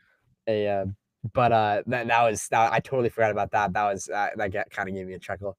Um, and he's like, like you are so bad at this, like, like I'm just telling you, like you should be like more threatening and like, and it's so funny because like Tom Holland's voice is so high too, so like you can't really like, like it's like, like you can't really like Yep. you can't like do that too, so it's like just so funny. So I feel like that was a joke inside of a joke, as well, like um Yeah. but and then oh, and then of course, like Peter, once he gets on the ferry and all that, like he ignores that one call from Tony, so like Tony's like, what's up? And then Yeah. I like the one the part where he goes down and he beats a bunch guys up like at the front of the boat. I thought that was a really cool part. Yeah. And I like the cinematography there a lot. And yeah, definitely some vibes of Spider-Man 2 right there. I like Spider-Man 2 more, but it is it's probably the shot of the movie. Probably the shot of the movie, with him and the ferry. From this movie. Yeah, probably. Yeah. And then of course him start coming in and all that. I like, you kind of get to the heart of the movie here with Stark and Peter talking, and Peter says, he's nothing without the suit. And Stark thinks, that's the reason he shouldn't have it. And you kind of get some like, inkling here, like, like Stark's been through this. He think, like, and he's honestly going through it, but like he's more mature and all that. So like Yeah. like in Iron Man, I feel he went through that. And basically Iron Man 2, was it Iron Man 2 or Iron Man 1? I forgot which one it was. Iron Man 3. Iron Man 3. It was Iron Man 3. Yeah, it was Iron Man 3. It was Iron Man 3. Yeah. So, he sees himself in Peter. So I just like that a lot there. Yeah, that's the whole point where he goes, where Peter says that he just wants to be like him, and he goes, well, I wanted you to be better. He's like, I've been through this. And I feel that, right, putting it kind of in my present day moment, like as a youth pastor, right? I'm like, you guys, I'm trying to like help you be better than I was at your age, right? And that's like the whole point of, and even as like parents, it's like, we've been through this. We want to help you by pouring into like giving you advice and everything. And obviously kids aren't going to take advice all the time, but it's like, yeah. Anyway. Yeah. It's a really good scene. Yes, I agree. Sorry, continue. I interrupted. It's all good. It's all good. But I think that's all that I had, because the next thing is the confession of feelings and all that, and we haven't gotten, and Peter going back to school, like he doesn't get expelled and stuff like that. So yeah, you're right. All right, so let's move on. Oh, I really like one more thing. Peter talking with May after he loses the Stark internship. I just think that was really a good moment there. Very, very good. Very kind. Very heartfelt. Sorry. So, Peter returns to his high school life. We see him talking to Principal Moriarty. I think that's the name. Saying that he's not expelled. He's just, you're a good kid. Just keep your head on straight. And so they go about their day. Peter comes out of the bathroom, runs into Liz, asks her to go to the homecoming dance with him. She says yes. And so he goes back home, and May helps him get all ready for it. And he shows up to Liz's house, and we finally meet Liz's dad, who happens to be the Vulture, Adrian Toomes. And Peter this is where the movie gets like, it doesn't turn darker, but it kind of does. Like up until this point, honestly, it's kind of been all fun and games. Yeah, and now, fun and preppy, yeah, fit has hit the shan real quick. Yeah. So he comes in, he talks with the dad or Peter and Vulture have a talking to. Although he doesn't realize that Peter's Spider-Man yet. And so Liz comes down. They take some pictures, and then Adrian decides to take, or not decides, but Adrian takes Peter and Liz to the homecoming dance. And during this time, Liz is talking, Peter's talking. Adrian says, Peter looks a little familiar. His voice sounds a little familiar. Have they met? And Liz goes, yeah, he's on the decathlon team with me. He came to the party at the house. Yeah, You've that's probably where ran he into him. knows. That's where he And knows. he goes, oh yeah, that was a great party. That was a great party. And she goes, well, you were only there for a little bit. You disappeared like you always do, like you did in Washington.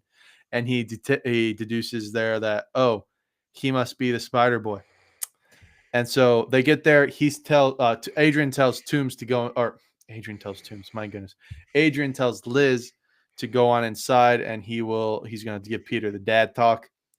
And he goes, how long does she know? And they have a talk. You find out that he knows that he's Spider-Man. And Parker realizes that Toomes is planning to hijack a plane transporting weapons from Avengers Tower to the new headquarters upstate. Toomes threatens that he will kill everything that Peter loves if he interferes with his plans tonight. Just go in and have a good time. But Spider-Man, Peter can't leave well enough alone, and so it's not even well enough. He can't leave it alone, and so he goes in. I don't think he even talks to Liz, right? They just make eye contact, and he leaves to track down Adrian with the help of Ned, but is ambushed by the Shocker and ends up defeating him with Ned's help. So let's stop here and let's talk about this. This is again, like I said, where the movie turns a little bit darker.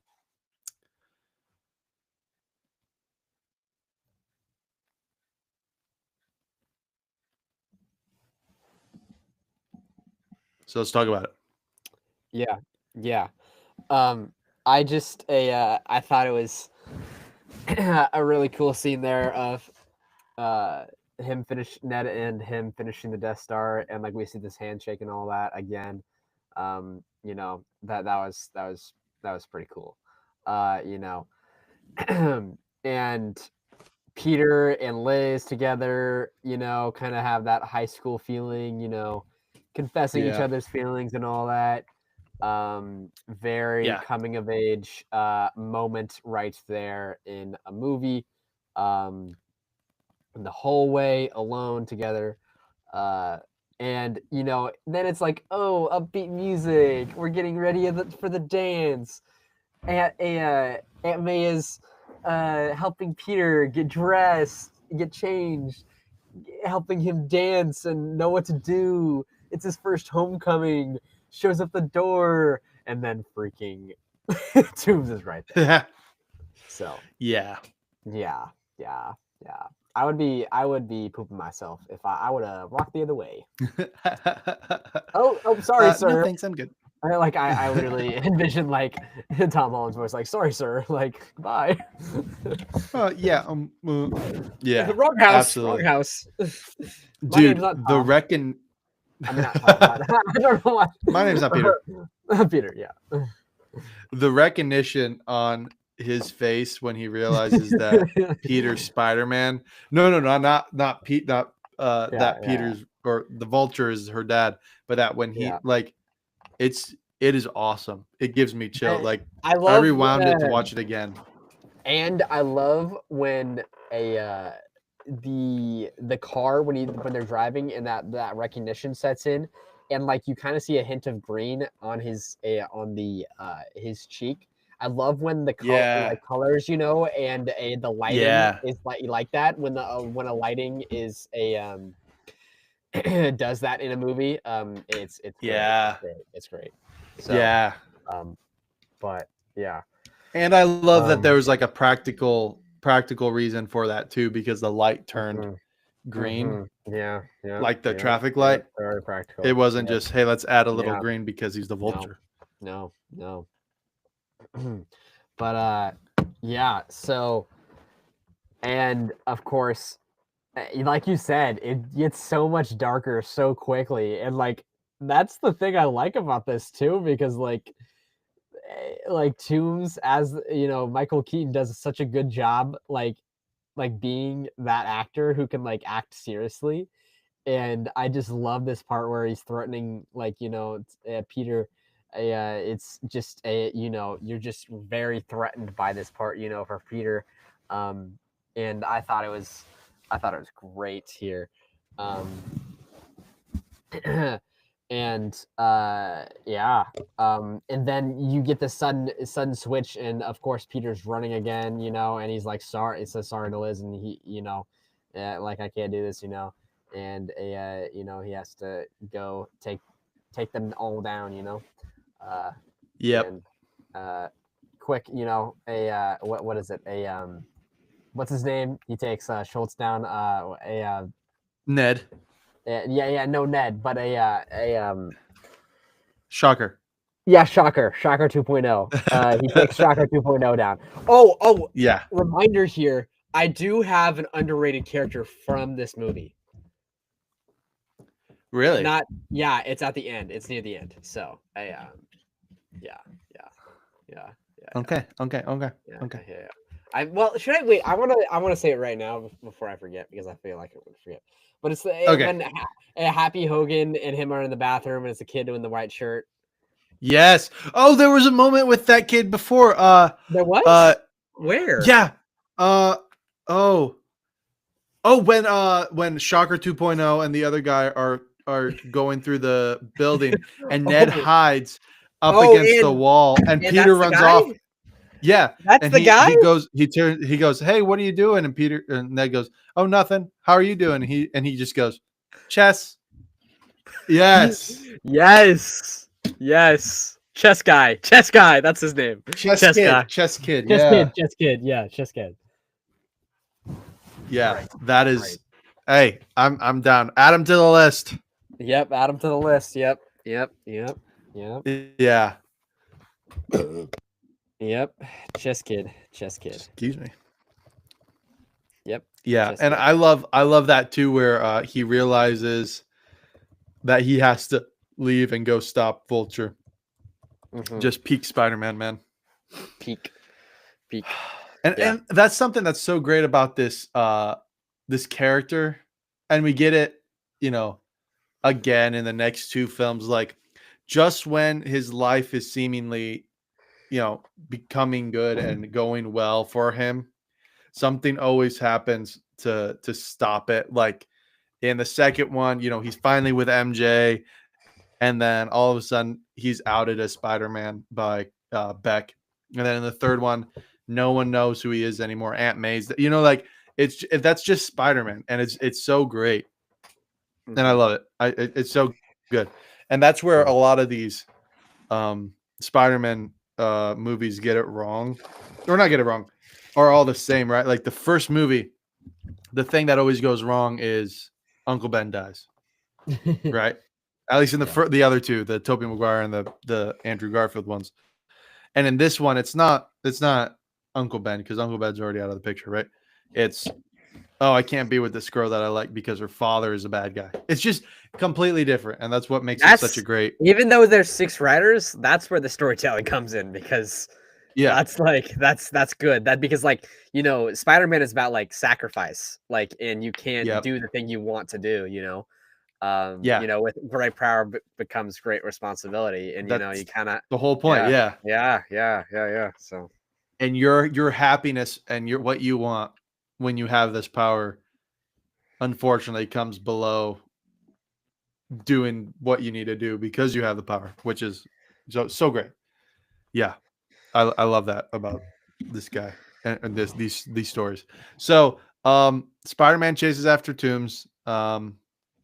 He uses his phone that he left in the backseat of his car. He has Ned track him, and this is where we get the great scene where the chaperone comes in and goes, "What are you doing in here? There's a dance." And we I'm not, I don't need to say that, because then we have to put the explicit rating on here, and that's not what we want to do. Anyway, so Toomes kind of monologues a little bit and talks about his plan and how Stark is the actual enemy here, because he made all his money off of illegal weapon, or not illegal, but weapons. Um, and Peter goes, why are you telling me all this? And he goes, because I needed a little bit of time to boot this baby up. And he attacks him, or Peter thinks he's attacking him with the vulture suit. When in actuality, he's destroying the building's support beams and lets it crash on top of Peter. And he flies off. Peter escapes the rubble through a lot of pain and suffering here, and intercepts the plane, or catches onto the vulture. And man, I love that image of the vulture sitting on top of the bulletin or the billboard, looking so bird-esque. I think it's kind of Batman-esque, actually. I wonder if it was like kind of a nod to Keaton as Batman, where he's just sitting there with the wings, like the cloak. Anyway, I loved that. But yeah, they fight on top of the plane, and the plane is falling and falling and falling, and Peter veers it off and crashes on the beach near Coney Island. He and Toomes continue to fight, ending with Peter saving Vulture's life after his jetpack explodes, and he crashes and kind of burns up. And then we get a nice Peter saves his life, ties up all the cargo and Vulture together, and leaves the classic Spider-Man note for Happy to find. And yeah, we see him on top of a roller coaster, I think, watching it all unfold, crying a little bit in pain. But yeah, let's talk about this Yes. climax. Yes, I thought it was decent here. I like how Peter confronts Toomes like in this building here, like this dark building, brooding building. And then Peter almost dies, and this is like a true hero moment. Like he didn't die, and yeah, he was left for dead, but he didn't. It's kind of like a well, I was gonna say Captain America, but I guess that doesn't really happen like that, because he actually basically dies. Anyways, um, but yeah, I really love the how like Peter. It's a This ship reminded me of like a shield ship. This is there's a form of a Yeah, ship in the show, that they use in the show. So yeah, the ship really reminded me of that, plane type. So, uh, but yeah, um, I think it was basically one of those, honestly, uh, close to it at least. Um, but and then and we get the random cut of Happy getting the Stark Tower cleaned out. He says one last thing to somebody or something like that, and it's clean and oh stuff like that. yeah. That was so random, but that was funny. And then we get Um, another clip of him seeing the plane come down. yes, yes, yes, yes. Yeah, we cut to Happy a Um, couple times. but I like how Toomes is just so annoyed when he sees Parker out there on the ship. It's crazy. Uh, Yeah, you really see the hatred in his eyes, Um, but the plane crash is just so crazy, on the beach with the fire and all that. That's insane. And they fight, and the fight was pretty good.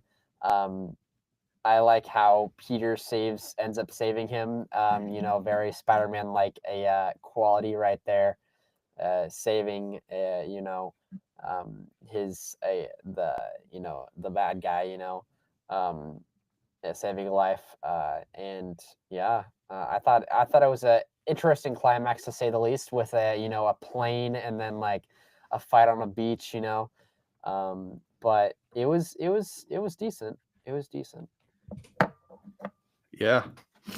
I love the fight in the air on the plane. I don't know. It's just unique because we don't really get anything really like it ever again that I can remember. I don't know. It was just really cool. I've got, nothing else to say except that about that. I just thought it was really cool. I also, one thing I want to, on the beach after the crash, we kind of get the ringing in the ear uh, of Peter, the ringing in Peter's ear. And then when the vulture attacks him, it kind of comes back again. I just think that's a pretty cool, I don't know, and a cool addition that I don't know, that I just thought it was cool. I don't know if I don't know if that happens again, but I just thought it was a nice touch. Kind of put us in that space with Peter as well. So, and also the Spider-Man notes. I just love that he did it with the bike. He did it with the cargo again. So after her father's arrest, we find out that Liz has to move away to Oregon, and yeah, she just is sad. Peter apologizes for ditching her at the at homecoming, as well as her father being arrested. He's like, I can't imagine what you're going through. And then he goes to the academic decathlon meet again. They nominate MJ as, which is where we finally get that name here in this point. Nominate MJ as the captain. And then Peter gets a text telling him to go to the bathroom. And so Peter goes, and there's Happy Hogan standing in the bathroom waiting for him. And it turns out to be a pretty awkward moment as Chess Boy walks out of the bathroom, washes his hands and leaves. And you think it'll be like Tony Stark, you think it would be, I can't remember the first time I watched it, so I can't say if I thought it would be Tony at that time. But the second time this time, not my second time, I'm like, yeah, that's not really. But it is so funny. Happy takes Peter upstate, where he meets with Tony, and Tony offers him a chance to join the Avengers, which Peter declines. Stark returns Peter's suit. When he gets home, he finds a paper bag which I think is funny that it's not in one of those silver cases. It's just in a paper bag, which I think is really funny. And he puts it on, and we get a nice shot of him standing in it. And just as Aunt May walks in, and we get the classic almost F-bomb in a Marvel movie. And that's the end of Spider-Man Homecoming. So let's talk about this, kind of wrapping it all up, and then we'll talk about the mid and post-credit scenes, and our final thoughts on star rankings. Yes. I thought it was a good conclusion here. Like I've talked about in this podcast here. You always need a good conclusion. I like how it wraps up all the storylines. I just love conclusions. When there isn't one, I just get so mad. You just need one, unless unless a movie is not meant for that. Anyways, yeah, that's another topic for another time. So yeah, team captain Michelle, MJ. We hear that for the first time. So of course she's not Mary Jane, but she is Michelle. So we'll see her in the future. And then Chess Kid, classic Chess Kid. Classic Chess Kid. Best character of the movie. Great guy. I don't know about that. Hey, he washed his hands, so Hey, at least he did that. Yeah, it's more than I do. Yeah. Me too. Yeah. So, wow, we are exposing ourselves on a live stream right now. Wow, that's crazy. I can't even crop it if I wanted to. Nobody's watching. Nobody's watching right now. They can come back and watch it. So, yeah, that is true. Yeah. Bum, bum, bum. Wow, jinx. But Stark, I love Stark, and you get like a classic, like of course, like this is the end of the movie, but like Stark happy and of course Pepper coming out of nowhere, and they're like, oh, let's just get like do the Yep. engagement like here, like it's crazy, you know. And then we see his suit. I forgot we saw his suit, like, you know, this is where you see his And like his new suit and stuff like that. the Iron Spider suit. Yeah, yeah, Yeah. yeah, yeah, yeah, yeah. So Yeah. yeah, I always forget, like, you know, this is, you know, like, you know, sometimes people, I feel like sometimes people forget, like, of course, like they're married or whatever, like an Infinity War or whatever. Isn't it? Yeah, yeah, yeah, I think so. Um, Yeah. a No, they're not married. Oh no, no, no, they no. are. Yeah, They yeah, are. yeah, yeah, yeah, No, yeah. they're engaged. They're engaged in Infinity War because he invites Wong to the wedding. Oh, that is true. That is true. And Yeah. I And feel then like they're because married in I didn't. Endgame. Yeah, yeah, yeah, yeah. But I feel like some people forget, like, this is where, like, they like hint at that, you know, like, you know, here at the end of Yeah. this movie. You know, because I forgot it, you know, here. But I thought that was good. And then of course May finding out everything, you know, classic Marvel end here, and well Toomes as well in the Yep. prison, you know, defending Spider-Man. So great. Right in Oh here. well, that's the tag scene. We're gonna get into that in a minute.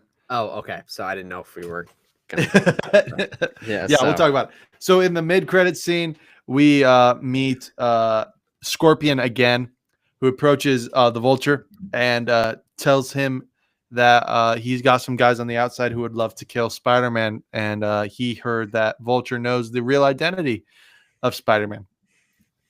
And Vulture says, if I knew his secret identity, he would already be dead. And then the post-credit scene is Captain America having some fun with us all, yelling at us to go home, saying patience kind of, you know, it can be the key to winning a war, and it can also, you know, be for nothing. And yeah, and then we're told that Spider-Man will return. So there's hope, guys. There's more Spider-Man to, you know, more of that. yep. But yeah, I want to talk because this movie was setting up kind of like a Sinister Six kind of thing because you got Vulture, you got Prowler, you got Scorpion, and then in the next one you get Mysterio, and so I really hope we get a Sinister Six movie sometime in the near future. But anyway, that's all I've Well, got to say about that. I hope that after I watch Spider-Man, Amazing Spider-Man 2, Well, that is true. Will we that ever was, get a Sinister Six movie? bro. Who knows? That is my Avengers Endgame right there. It's truly. I would love for them to bring in a couple of the villains into, you know, this kind of, you know, just like Aaron Taylor Johnson as Craven. You know, you could do that. You could do, I don't know, who else did they bring in? Venom. You could do Venom. You could do a whole ton of anything. But anyway, I think that's just my hopes and dreams. yeah. Favorite scene. Yeah. Favorite scene. Yeah. Do you have anything you want to talk about those minute? Yeah. You want to talk about the Ah, favorite scenes? Okay, go ahead. yeah, I don't know. Yeah, I don't know. I mean, it was, you know, short and sweet, you know, on both of them. So, you know, I already said something about the other one, the first one. So, Yeah, that's um, fair. That's fair. like I said earlier, Washington Monument scene, very fast paced, and I like how just the back and forth with Karen. There's just so much humor here, as long with action. Just a classic Spider-Man sequence here. So I just love that. so, Yeah, absolutely. so So my favorite scene is the car scene with Liz and Peter and uh, the Vulture. I just think that's such a great scene. I love how intense and thick it gets. Like you can cut it with a knife. The tension, it's like so good. The music is phenomenal. We didn't even talk about some of the music, and the music throughout this entire movie is fantastic. But yeah, I my goodness, yeah, I love it. I love it. Least favorite yeah. scene. It's very fast paced, so like I don't have a particular, you know, scene for me. Nothing really rubbed me the wrong way. But I just wish you know, one of those types of movies where I wish there's more. And one scene that I wish there was more, I think definitely the first school scene. I wish it was a bit longer, and I didn't really like how they played it onto like a montage much, and I wish it was there's more to it, So that Yeah. first school Yeah. scene. So Absolutely. Yeah, that's fair. I'm in the same boat. I don't really have a least favorite scene. So, yeah, favorite character. Or no, let's do least favorite character first. favorite quote. No. Favorite Least quote. favorite character. Least favorite Oh, character. whoa, we're Least going favorite out of order character. here. Okay. We're going out of order. We love to go out of order sometimes, I think it's even though pros are. Shocker 2.0. Really? Yeah, I don't know. Honestly, I don't know. But I feel like it's Shocker 2.0. Yeah. Yeah. Yeah. I was just gonna say Flash because he's the bully and he's kind of a jerk. Oh, okay. So. Yeah. And he gets him nearly killed because of the trophy in the elevator scene. So. Yeah. Yep. Yep. Least favorite character or no? Favorite character. I would have to go with Ned, actually. Whoa! He made me laugh. I know, crazy. I'd have to go with Ned. That's nutty. Yeah, it is. He made me laugh a few different times again in this movie. I love, he's the man in the chair. The waddle like we talked about, in the hallway. That makes me laugh every time. We love the waddle. Yeah. We love the waddle. And then the 10 out of Death 10. Star, the Death Star and the handshake, Oh, that's fair. So yeah, I just love Ned. So Yeah. Awesome. Yeah. My favorite is the Vulture. Like I said, I thought Michael Keaton stole the movie. His acting was great. He came off kind of likable at the beginning. And even when he's talking with Peter at the house, right? And then he got that switch flipped and turned feral very quickly. So yeah, I think he's great. He's a great villain, and I really enjoyed watching him. Yeah. So favorite quote, and then get into our final thoughts and star ranking. that's not a hug. I'm just grabbing the door for you, Mr. Stark. Yeah, good one. Yeah. Mine is also a Tony Stark quote. You screwed the pooch hard, big time, but you did the right thing. You took the dog to the free clinic. You raised the hybrid puppy. Oh, great. Not my best analogy. I just thought that's one that I quote quite often. I used to with my siblings. I'd be like, "You screwed the pooch hard, big time, but you raised the dog, took it to the free." Anyway, I just think it's funny. Yeah. So that's my favorite quote. All right, final thoughts and star Yes. ranking. Wesley, take it away. It had this Spider-Man movie had a lot of Spider-Man themes and changed some as well with some different characters here in this movie in this universe and some old, some new, and that's what I kind of like enjoyed about this movie. There's aspects of it, that didn't hit me too hard, and some that did. And I love the coming of age storyline. We haven't really had that in a Marvel movie, really, at all.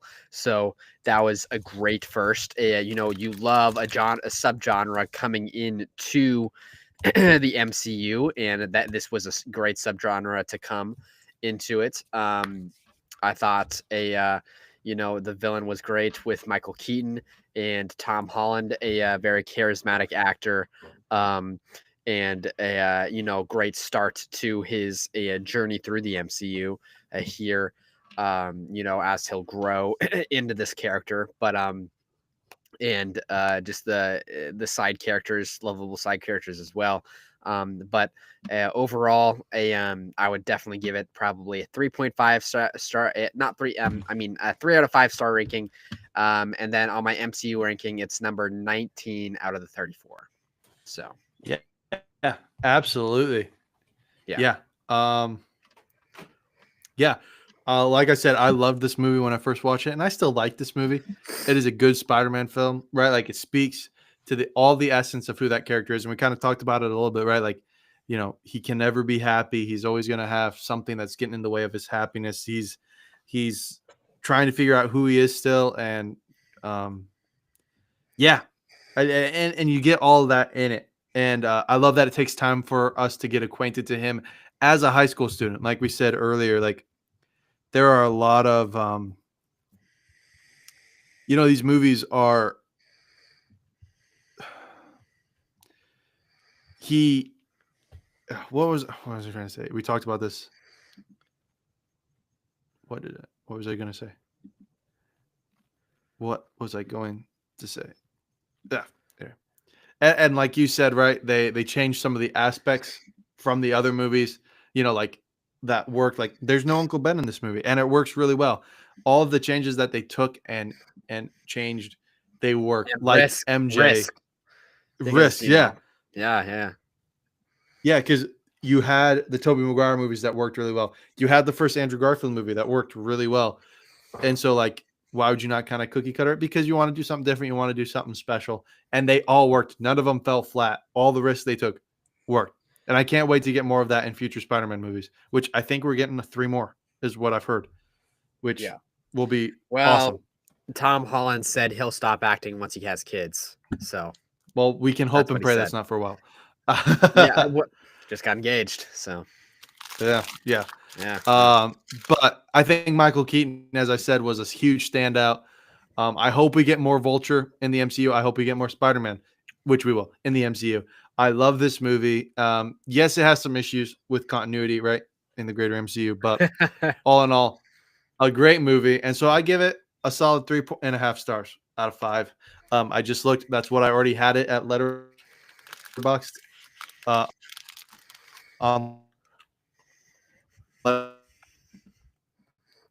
Letterboxd, and I have so right there, smack dab in the middle, which is 45. I'm right between Loki and WandaVision, actually, for my movies. So interesting. A nice 3.5 and 3 stars for Spider-Man. No Way or Homecoming. Yeah. Wesley, anything you want to say to the people before we sign off here? Make sure to follow my Letterboxd. What is it? Westman1730. Still need to change that username name. Definitely recommend watching A Real Pain. And that's a great movie.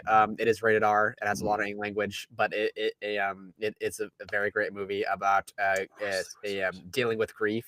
It's 2 cousins that go on a trip remembering their grandma.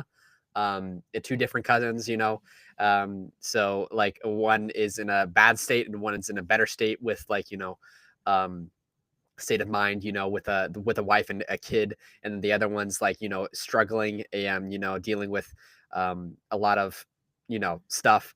But anyways, then I just watched Relive in Time, Andrew Garfield and Florence Pugh, a romance. Watch that with ClearPlay, a software, a filtering software, because that does have some sexual stuff. So I was waiting for that to be available on ClearPlay. So good idea. But it was wildly emotional. It was made me cry almost a few times because one of the main characters has cancer, and my grandma died of cancer a few years ago. So so it was very, this one, it's one of those movies that hit home for you. So that's a great movie as well to check out if you have the time. But yeah, that's check me out on there. If you have Letterboxd, well, you should get it, anyways, anybody out even there, if you don't like, have it. if you like movies. So but yeah, absolutely. Yeah, and you can follow me on Letterboxd at Andy Rates Movies. I just watched a horrible movie that I would not recommend to anyone, but it was Miss Congeniality, Sandra Bullock. I've not even heard of it. Interesting. I hated it. It was terrible. And I can also recommend Sonic 3.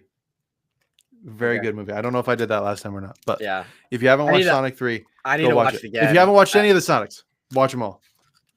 Well, the second one's not that good. Yeah, they're all good, Wesley. The Wedding. They're all very good. The Wedding. That's funny. It's comedy, man. Bro. I can't wait for the Sonic 2 podcast. Hey, we'll do a Sonic rewatch once they get to about 6 or 7 movies. They're going to. They keep introducing new characters. They have to. True. Sonic Force is announced already. Exactly. Yeah. So I would encourage watching them. It's just a fun movie, right? It's not going to blow your mind. Actually, the third one might blow your mind. Very well done. But they're fun. They're enjoyable. So yeah, I would encourage watching that. I would watch it with a little kid because it makes it more fun because they're like, oh, wow. Yeah. Anyway, I took my little brother for Christmas and he loved it. So that's nice. yeah. Go watch Sonic 4 or 3, not 4. It's not out yet.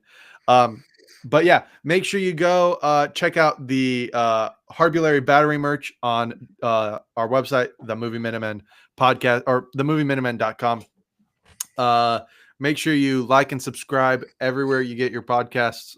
Subscribe to the YouTube channel. We will be live streaming more often. And follow us on Spotify, rate us and review. Yeah. Wesley, go. Next podcast, we'll be doing a rom-com for the first time. Yes. In February. And we haven't decided which one, but if I have my way, it'll be a good one. I promise you. Honestly, you could probably have your way. I don't really care. So okay. So then I'm just gonna say right now, we're gonna be watching While You Were Sleeping, Sandra Bullock, Bill Pullman, a phenomenal rom-com, if you ask me. But have you seen it?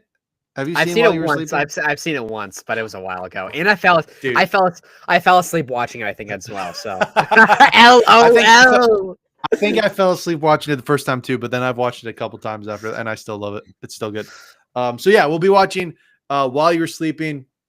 It's on Disney Plus. You can watch it. So I would suggest you go and do that. Yeah, we'll be recording hopefully in a couple weeks and get it out to you guys in time for Valentine's Day. But yeah, that'll do it for this episode on Spider-Man Homecoming. Again, make sure you like, rate, review everywhere you get your podcasts and everywhere you on YouTube and all that good jazz. Check out the website. Email us at themovieminutemenpodcast@gmail.com. Let us know your thoughts. Comment on the video. Let us know your thoughts.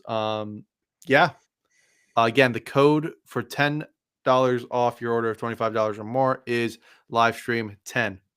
Livestream10. Get it. All right. For Wesley, I am Andrew. Thank you guys so much for listening to the Movie Minutemen or watching the Movie Minutemen podcast. Goodbye.